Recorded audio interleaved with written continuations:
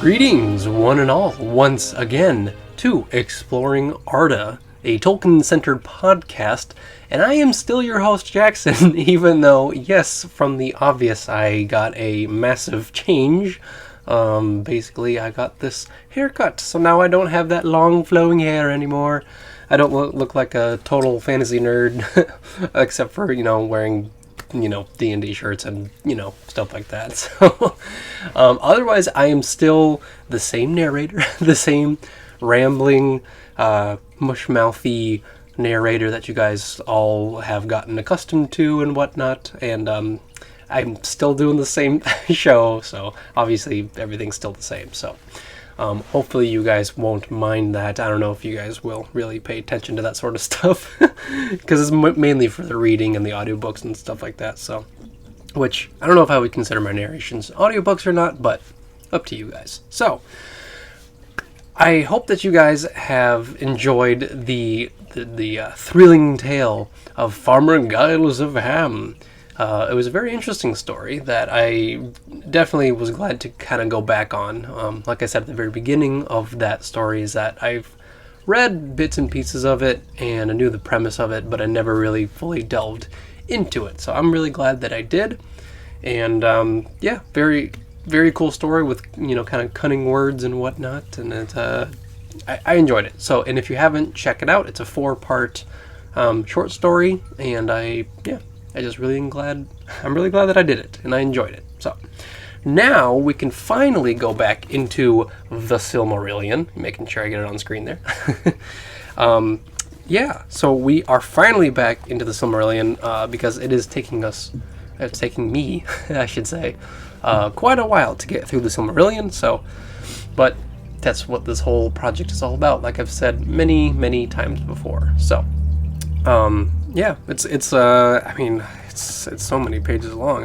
I forget how many it is. Let me think here. Ooh, man. It's I would say like 300-ish. So, I mean, it's a hefty story to get through, definitely. So, with all the stalling and stuff kind of out of the way, I'm going to go right into the story because I need to start reading before you guys get bored of me, which is fair enough. So, also, hopefully, little quick note, I did manage to upgrade my microphone, so hopefully it sounds a little better, so whenever I mess up words, you guys can hear it even better. So, basically, I'm trying to upgrade this show and whatnot, and for my other podcast as well, so I'm just trying to kind of step my game up in a way. So, now with all the introductions and whatnot all out of the way, we can go into chapter 17 of the Silmarillion, called Of the Coming of Men into the West.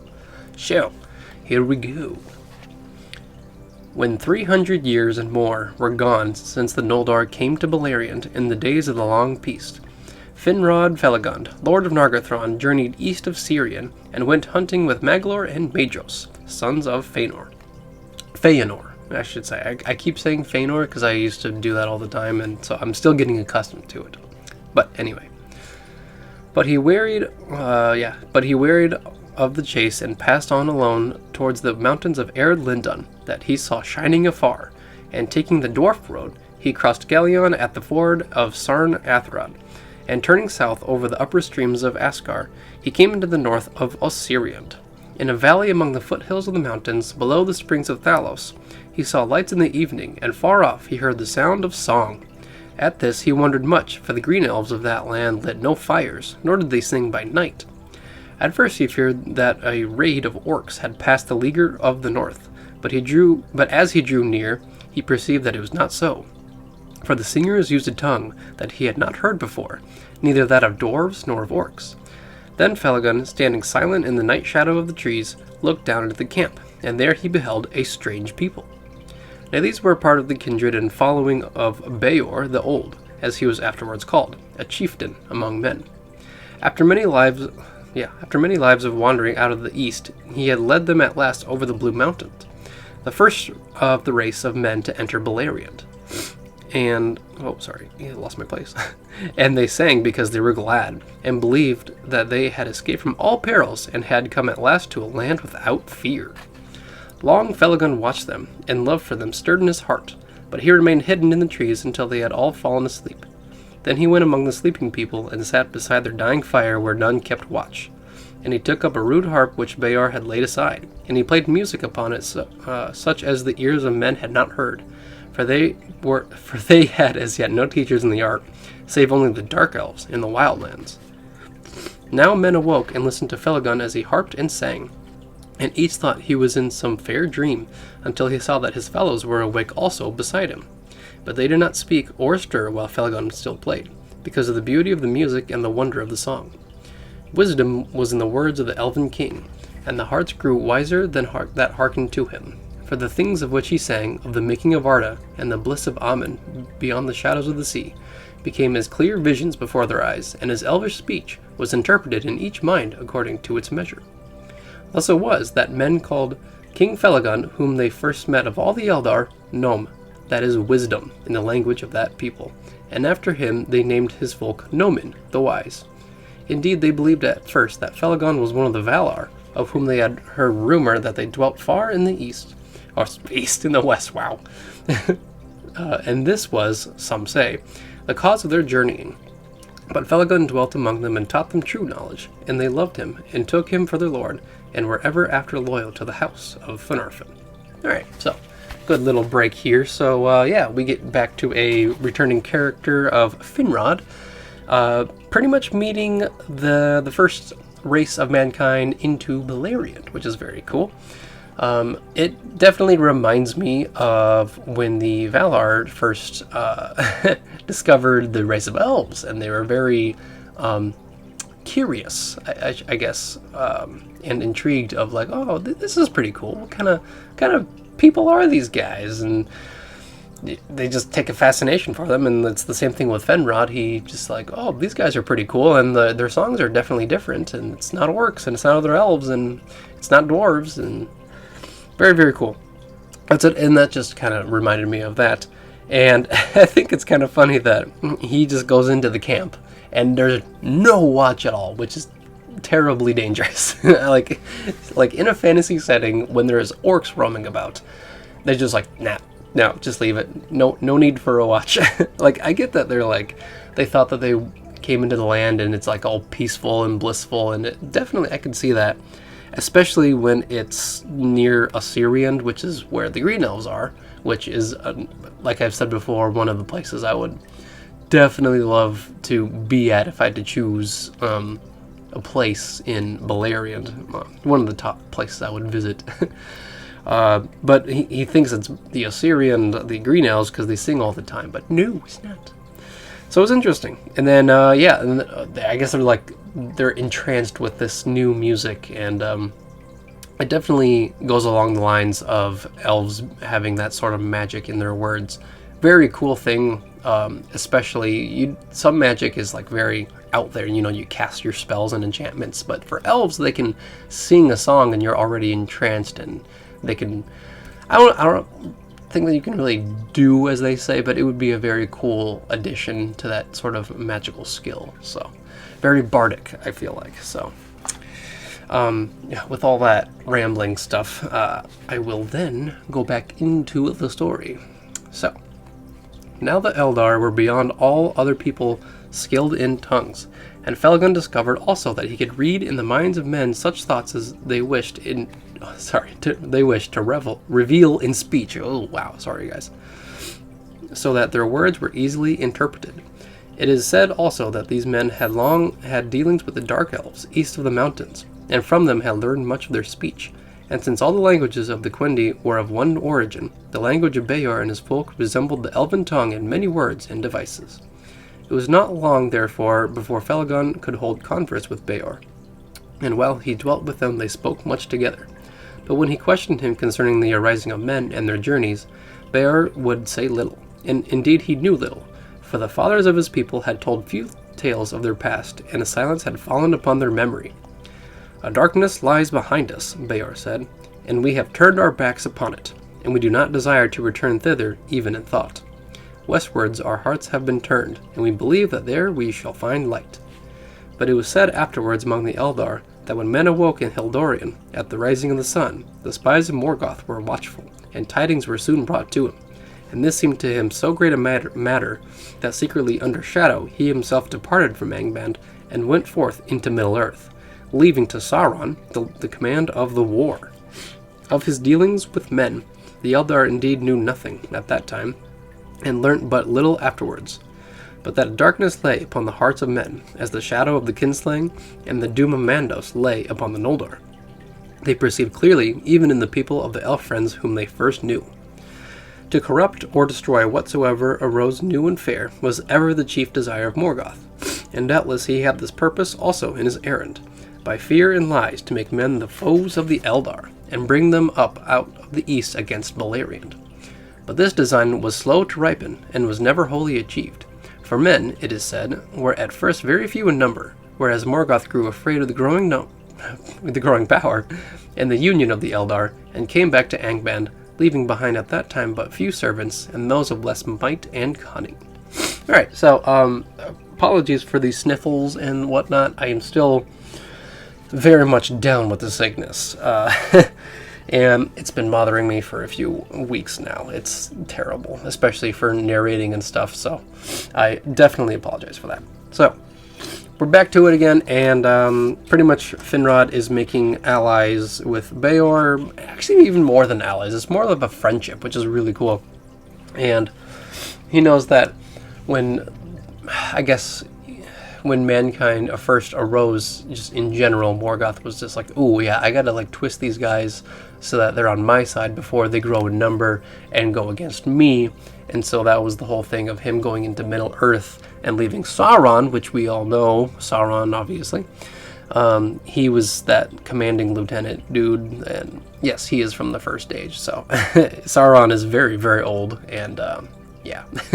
But yeah, so the whole thing of Beor and his group, I would assume, is that they're like, yeah, we're trying to escape that and kind of move on from that to go to a land of peace and prosperity. It's kind of what I get the vibes out of it. So, but yeah, so now we can go back into the story here. Yeah, before I check to make sure all's good. Okay, we're good. Now Felagund learned from Beor that there were many other men of like mind who were also journeying westward. Others of my own kin have crossed the mountains, he said, and they are wandering not far away. And the Halidin, a people from whom we are sundered in speech, are still in the valleys on the eastern slopes, awaiting tidings before they venture further. There are yet other men whose tongue is more like our own, with whom we had dealings at times. They were before us on the westward march, but we passed them, for they are a numerous people, and yet keep together and move slowly, being all ruled by one chieftain, whom they called Marach. Or Marak? I don't know. I feel like Marak would be easier to pronounce. I'll say Marak. So, now the green elves of Assyriand were troubled by the coming of men, and when they heard that a lord of the Eldar from over the sea was among them, they sent messengers to Felagund. Lord, they said, if you have power over these newcomers, bid them return to the ways they came, or else to go forward, for we desire no strangers in this land to break the peace in which we live. And these folk are hewers of trees and hunters of beasts. Therefore, we are their unfriends, and if they will not depart, we shall afflict them in all ways that we can. Then, by the advice of Felagund, Beor gathered all the wandering families and kindreds of his people, and they removed over Gelion, and took up their abode in the lands of Amrod and Amras, upon the east banks of the Kelon, south of Nan Elmath, near to the borders of Doriath. And the name of that land thereafter was Estelad, the encampment. But when after a year had passed, Felagund wished to return to his own country. Beor begged leave to come with him, and he remained in the service of the king of Nargothrond while his life lasted.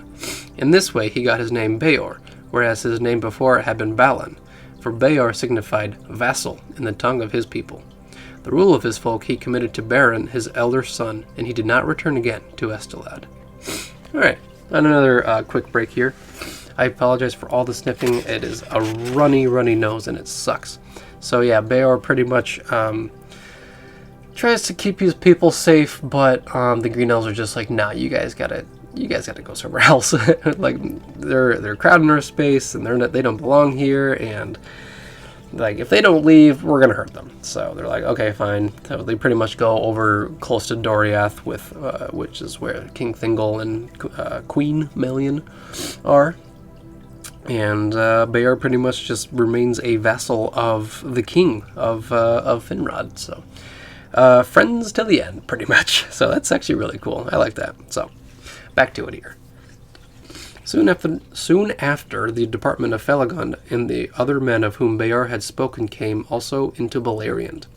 First came the Halidin, but meeting the unfriendship of the Green Elves, they turned north and dwelt in Thargelion, in the country of Caranthir, son of Feanor. There for a time they had peace, and the people of Caranthir paid little heed to them. In the next year, Marach led his people over the mountains. They were a tall and warlike folk, marching in ordered companies, and the elves of Assyrian hid themselves, and did not waylay them. But Marach, hearing that the people of Beor were dwelling in a green and fertile land, came down the dwarf road, and settled in the country south and east of the dwellings of Baran, son of Beor, and there was great friendship between those peoples. Felagund himself often returned to visit men, and many other elves out of the westlands. Both Noldor and Sindar journeyed to Estelad, being eager to see the Edain, whose coming had long been foretold. Now Atani, the second people, was the name given to men in Valinor in the lore that told of their coming. But in the speech of Beleriand, that name became Edain, or Edain. I'll say Edain, and it was there used only of the three kindreds of the elf friends. Fingolfin, as king of all the Noldor, sent messengers of welcome to them, and then many young and eager men of the Edain went away and took service with the kings and lords of the Eldar. Among them was Malak, son of Marach, and he dwelt in Hithlum for 14 years, and he learned the Elven tongue and was given the name Aradan. The Edain did not long dwell content in Estelad, for many still desired to go westward, but they did not know the way. Before them lay the fences of Doriath, and southward lay Sirion and its impassable fens. Therefore the kings of the three houses of the Noldor, seeing hope of strength in the sons of men, sent word that any of the Edain that wished might remove and come to dwell among their people. In this way the migration of the Edain began. At first little by little, but later in families and kindreds, they arose and left Estelad, until after some 50 years many thousands had entered the lands of the kings. Most of these took the long road northwards, until the ways became well known to them. The people of Beor came to Dorthonion, and dwelt in lands ruled by the house of Finarfin. The people of Aradan, for Marach his father remained in Estelad until his death, for the most part went on westward, and some came to Hithlum, but Magor, son of Aradan, and many of the people passed down Sirion into Beleriand, and dwelt a while in the vales of the southern slopes of Ered Wethrin. It is said that in all these matters none save Finrod Felagund took counsel with King Thingol, and he was ill pleased, both for that reason, and because he was troubled by dreams concerning the coming of men, ere ever the first tidings of them were heard. Therefore he commanded that men should take no lands to dwell in save in the north, and that the princes whom they served should be answerable for all that they did. And he said, Into Doriath shall no man come while my realm lasts, and even those of the house of Beor who serve Finrod the beloved. Melian said nothing to him at that time, but afterwards she said to Galadriel, Now the world runs on swiftly to great tidings, and one of men, even of Beor's house, shall indeed come, and the girdle of Melian shall not restrain him, for doom greater than my power shall send him, and the songs that shall spring from that coming shall endure when all Middle-earth is changed. Alright, so a little break here. Pretty much the friendship and the allies between the race of mankind and elves, even among the Sindar and Noldor, I think it said, even between all those elves and the mankind, pretty much everybody's becoming buddies, which is actually really nice because, especially in a time where Morgoth is still constantly trying to sway both the elves and the men to his side, and especially with the coming of mankind, which the elves knew was going to happen eventually. Now they're flooding the area, but the good thing is that mankind is pretty much putting their servitude under the elves, and so all the elven kings are just like, you want to work for me? I think that's a good deal, and we'll let you live here, and spread out all that stuff, as long as they serve them. So in the end, it's kind of like a win-win, except for Thingol. Thingol's kind of just like, no.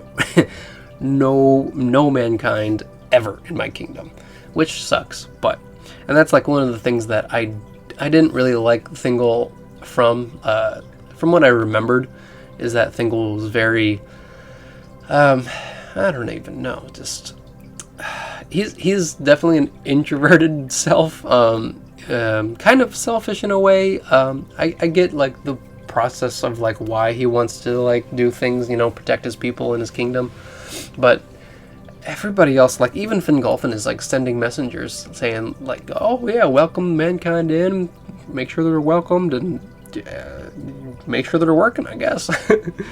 So very, very interesting. And Melion's just like, nah, eventually there's gonna be somebody that comes, and none of us can stop him. So, and that happens later on, and I wonder who that will be. Just kidding, I already know, but save it for another chapter, right? So that goes, well, I don't even know. Pretty soon, actually. Very soon. So, very cool. Back to the story here after that very long trail. So, but many of the men remained in Estelad, and there was still a mingled people living there long years after, until in the ruin of Beleriand they were overwhelmed or fled back into the east. Oh my goodness, sorry guys. For beside the old who deemed that their wandering days were over, there were not a few who desired to go on their own ways, and they feared the Eldar and the light of their eyes. And then dissensions awoke among the Edain, in which the shadow of Morgoth may be discerned. For certain it is that he knew of the coming of men into Beleriand, and of their growing friendship with the Elves. The leaders of discontent were Bereg of the house of Beor, and Amlak, one of the grandsons of Marak, and they said openly, we took long roads, desiring to escape the perils of Middle-earth and the dark things that dwell there. For we heard that there was light in the west, but now we learn that the light is beyond the sea. Thither we cannot come where the gods dwell in bliss, save one, for the Lord of the Dark is here before us, and the Eldar, wise but fell, who make endless war upon him. In the north he dwells, they say, and there is the pain and death from which we fled. We will not go that way. Then a council and assembly of men were called, and great numbers came together. And the elf friends answered Bereg, saying, truly from the Dark King come all the evils from which we fled. But he seeks dominion over all Middle-earth, and whither now shall we turn, and he will not pursue us? Unless he be vanquished here, or at least held in leaguer. Only by the valor, said Valar instead of valor. Only by the valor of the Eldar is he restrained, and maybe it is for this purpose, to aid them at need, that we were brought into this land. To this Bereg answered, let the Eldar look to it. Our lives are short enough. But there arose one who seemed to be all to... Sorry, let me try that again. But there arose one who seemed to all to be Amlek, son of Imlek, speaking fell words that shook the hearts of all who heard him. All this is but elvish lore, tales to beguile newcomers that are unwary. The sea has no shore, there is no light in the west. You have followed a full fire of the elves to the end of the world. Which of you has seen the last of the gods, and the least of the gods? Who has beheld the Dark King in the north? Those who seek the dominion of Middle-earth are the Eldar. Greedy for wealth, they have delved in the earth for its secrets, and have stirred the wrath of things that dwell beneath it, as they have ever done and ever shall. Let the orcs have the realm that is theirs, and we will have ours. There is room in the world if the Eldar will let us be. Then those that listened sat for a while astounded, and a shadow of fear fell on their hearts, and they resolved to depart from the lands of the Eldar. But afterwards Amlek returned among them, and denied that he had been present at their debate, or had spoken such words as they reported. And there was doubt and the bewilderment among men. Then the elf friends said, you will now believe this at least. There is indeed a Dark Lord, and his spies and his emissaries are among us. For he fears us, and the strength that we may give to his foes. But some still answered, he hates us, rather, and ever the more longer we dwell here, meddling in his quarrel with the kings of the Eldar, to no gain of ours. Many, therefore, of those that yet remained in Estelad were made ready to depart, and Bereg led 1,000 of the people of Beor away southwards, and they passed out of the songs of those days. But Amlek repented, saying, I have now a quarrel of my own with this master of lies. which will last to my life's end." And he went away north and entered the service of Maedhros. But those of his people were of like mind with Beric, chose a new leader, and they went back over the mountains into Eriador and are forgotten. Alright, another break as I kind of stretch my limbs here and try to clear my nose because it's terrible. Very, very, very terrible. So, pretty much, even though the race of mankind seems somewhat comfortable, they are still not finding the light that they heard so many tales from, and a lot of them are just like, well, it was a lot of the elves lore and history that told us of this light of the divine gods, pretty much, of the Valar and of Valinor, and the further they continue to march westward, they still can't find that light, and so they start to become like kind of dismayed, and despair sets in, and they're like, you know what? We haven't even seen the Valar. We haven't seen any of that. We haven't seen the light. We haven't even met the Dark Lord or his emissaries. So they're pretty much just like, nah, this is just a load of crap, pretty much. Like, we went all the way here to find all these things, and we haven't found a single thing. And the Eldar don't even, they can't even let us be. They can't even let us settle down. So a lot of them decide to pretty much split and head out, and pretty much, like I said, at the very end of this paragraph, they were forgotten. So it's kind of like those people who were, I wouldn't say impatient, because their lifespan is definitely short as a human compared to elves, especially. Even humans among dwarves. It's still, humans are very low on the, the life force there. So I kind of get it that they're kind of impatient, that they wanted to see this divine light before they died, but many of them were just like, no, we're just going to go back. So it really does suck, but I guess that's just the way it goes. So, so let's go further into the story here. And I hope, man, I am getting terribly sick. I hope the next recording session I'm going to be a little better. So, during this time, the Halidin remained in Thargelion, sorry guys, and were content. But Morgoth, seeing that by lies and deceits he could not yet wholly estrange elves and men, was filled with wrath, and endeavored to do men what hurt he could. Therefore he sent out an orc raid, and passing east it escaped the leaguer, and came in stealth back over Arad Linden by the passes of the Dwarf Road, and fell upon the Halidin in the southern woods of the land of Caranthir. Sorry, guys. Now the Halidin did not live under the rule of lords, or many together, but each homestead was set apart and governed its own affairs, and they were slow to unite. But there was among them a man named Haldad, who was masterful and fearless, and he gathered all the brave men that he could find, and retreated to the angle of land between Askar and Gelion. And in the utmost corner he built a stockade across water, from water to water. Something's getting in my throat now. Nice. And behind it they led all the women and children they could save. They were besieged until their food was gone. Haldad had twin children. Okay. Apologies, guys. It might have been a little glitch here or there because I had to do something about it, and I'm going to try to hurry up this chapter so that I can get whatever I have inside me out. So, I'm going to kind of restart the paragraph from the story here. Now the Halidin did not live under the rule of lords or many together, but each homestead was set apart and governed its own affairs, and they were slow to unite. But there were among them a man named Haldad, who was masterful and fearless, and he gathered all the brave men that he could find, and retreated to the angle of land between Asgard and Gelion, and in the utmost corner he built a stockade across from water to water, and behind it they led all the women and children that they could save. There they were besieged until their food was gone.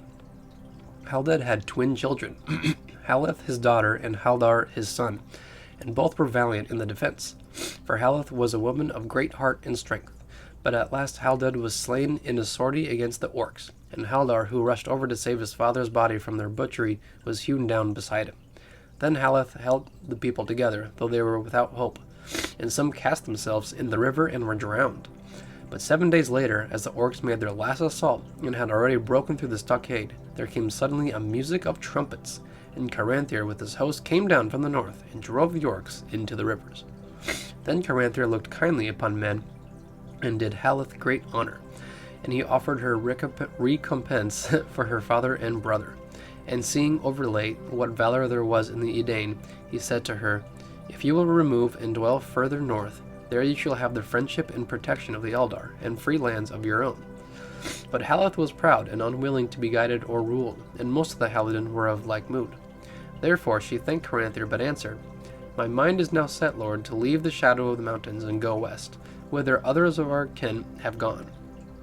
When therefore the Halidin had gathered all whom they could find alive of their folk who had fled into the woods before the orcs, and had gleaned what remained of their goods, in their burned homestead, they took Haleth for their chief, and she led them at last to Estelad, and there dwelt for a time.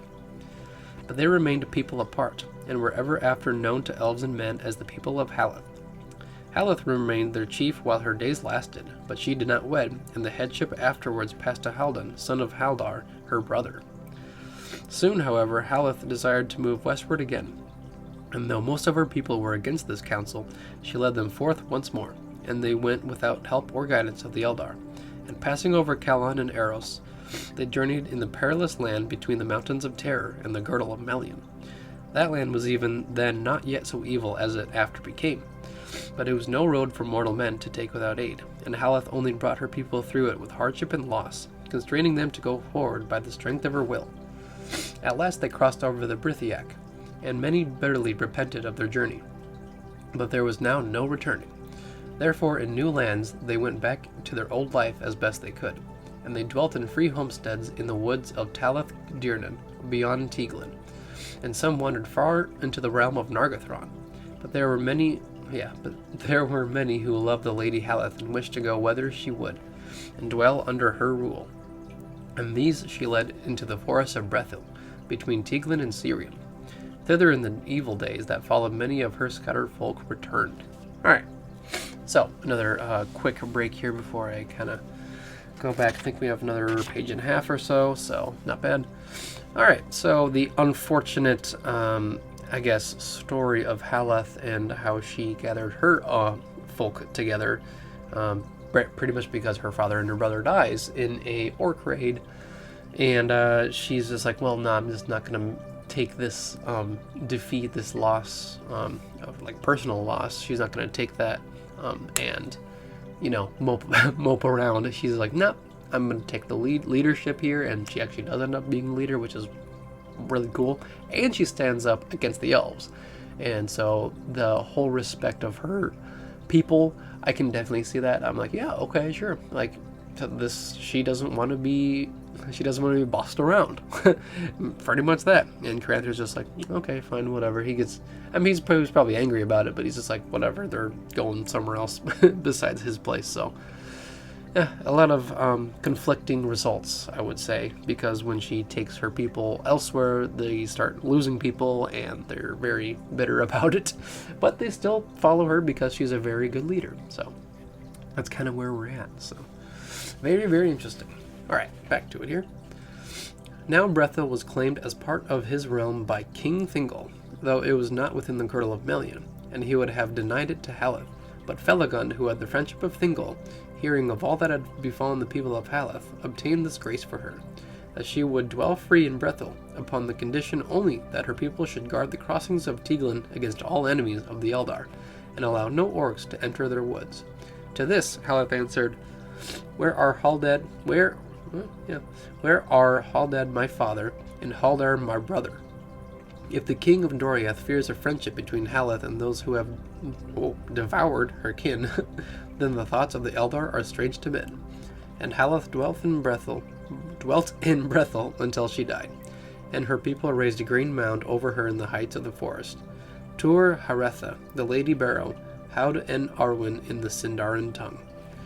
In this way it came to pass that the Edain dwelt in the lands of the Eldar, some here, some there, some wandering, some settled in kindreds or small people, and the most part of them soon learned the great elven tongue, both as a common speech among themselves and because many were eager to learn the lore of the elves. But after a time the elf kings, seeing that it was not good for elves and men to dwell mingled together without order, and that men needed lords of their own kind, set regions apart where men could only live their own lives, and appointed chieftains to hold these lands freely. They were the allies of the Eldar in war, but marched upon their own leaders. Yet many of the Edain had delight in the friendship of the Elves, and dwelt among them for so long as they had leave. And the young men often took service for a time in the hosts of the kings. So, another break here, between sniffles and whatnot. I'm terribly sorry again, you guys. But, so, the mighty leader, Haleth, eventually does pass away because he is human, so obviously that.